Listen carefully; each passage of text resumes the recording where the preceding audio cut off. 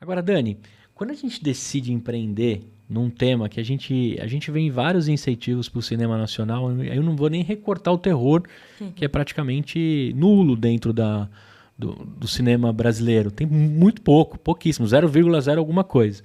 Mas a gente tem os incentivos, o cinema de quarta, preços acessíveis, e a gente fica tentando ali dar uma moral pro cinema brasileiro, e parece que o brasileiro não tá querendo dar moral. Ou é por incentivo, é porque o brasileiro não gosta de consumir nacional. O que você acha que faz um negócio não emplacar assim do brasileiro? Cultura. Cultura. A nossa cultura.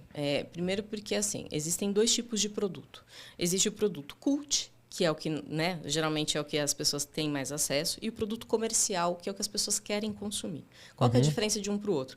Um filme cult é um filme que passou num edital, que ele, por si só, ele é lindo, ele tem alguma coisa expressiva a ser dita, mas ele não é um filme convencional. Ele, às vezes, não segue uma estrutura de 3 atos, por exemplo, que é o que o público está acostumado. O comercial, não. Ele já vai sabendo o que ele vai consumir. Só que aí entra um outro lugar que ficou muito caro a sétima arte. Hoje em dia, se você vai com a sua namorada, com o seu filho, você não gasta menos de R$ 100 para ir no cinema. Sim. Então, assim, você começa a criar também um estigma de que isso não é para todo mundo. E quando é para todo mundo, não é também o que eu quero ver. Porque ele é mais uma coisa interna para quem estuda cinema, quem gosta e consome muito cinema, que já tem um olhar mais maduro para o cinema, né? Um paladar mais amadurecido para esse tipo de conteúdo. Então, acho que é a somatória dos dois fatores. Pode continuar, perdão. Não, é que quando eu fui entender em que nicho que eu queria atuar e que público que eu queria atingir, a primeira coisa que eu pensei foi como que eu posso fazer algo cult numa linguagem palatável comercial. O que eu quero dizer com isso? Todos os meus filmes, eles são extremamente provocativos. Eles têm pautas a dizer. Não é discurso chato, mas assim, por exemplo, o meu curta-metragem, que é o Quem. É uma mulher que está dirigindo num canavial, ela para numa encruzilhada, uma menina sai de dentro do mato. Ela não vê ninguém, ela coloca a menina dentro do carro e o tempo todo, não importa para onde ela dirige, ela não sai do lugar, o tempo passa, vira dia, vira noite, vira dia, vira noite, ela não consegue sair do lugar e alguma coisa no banco de trás acontece que a gente não vê. E ela começa a ficar desesperada. Esse filme fala da legalização do aborto, independente de ser pró ou contra, mas o direito da mulher ter uma saída, porque as mulheres têm escolhas, elas não têm saídas. Ela pode ir para uma clínica clandestina, ela pode perder um útero, ela pode ter uma hemorragia, ela pode morrer, ela pode ser presa, ela pode ser morta por um companheiro que descobre essa escolha dela. Ou ela pode ir até o final e se arrepender, ou ela pode ir até o final e se surpreender, e por aí vai, né? Só no último plano do filme a gente vê que aquela menina cresceu e aquela menina é ela mesma tendo que se deparar, agora grávida, com uma escolha de seguir ou não com essa gestação, sabendo que ela não tem saída. Ela tem escolhas. Então, assim, ele tem uma coisa muito provocativa, mas o tempo todo você fica tenso, que é a linguagem do terror. Agora, né, que momento que você funda a DZ Filmes? Que momento você juntou isso e falou, cara, vou transformar isso num negócio, vou tentar juntar o cult do comercial, tentar alinhar, né, disso. Que momento você fala assim, já como empreendedora, porque ser psicóloga você já é empreendedora a partir do momento que você é autônoma e tem ali, né, que conquistar os seus clientes, tocar a sua clínica, etc. Mas que momento você fala assim, cara, eu vou para um CNPJ, eu vou estabelecer isso com um negócio, eu vou envolver mais pessoas, depois a gente vai contar um pouco sobre quem são essas pessoas que você contrata, elenco de pessoas não conhecidas e etc. Mas que momento você falou assim, cara, eu vou mergulhar nessa outra parada? Quantos anos você tinha? Como nasce isso? Olha, a maior parte dos empreendedores, principalmente no Brasil, eu acho que nascem de um sonho e de um surto. Né?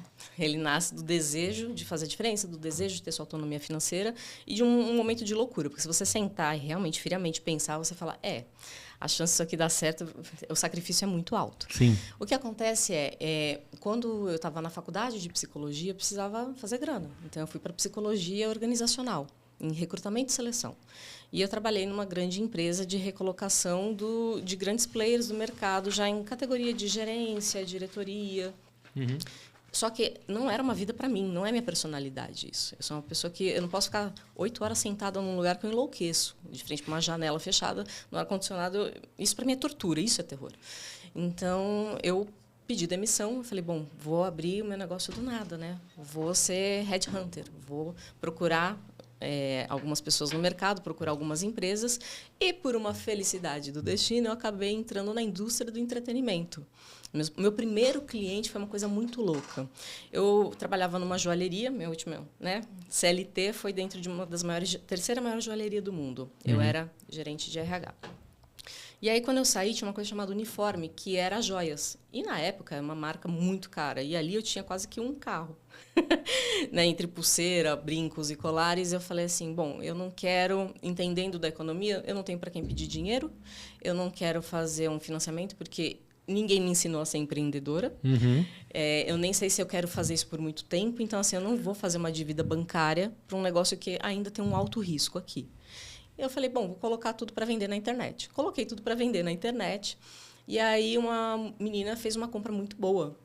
E aí eu fiquei assim com medo. Eu falei, gente, como é que eu vou entregar? Porque é caro isso daqui, né? Eu falei, vou marcar num shopping.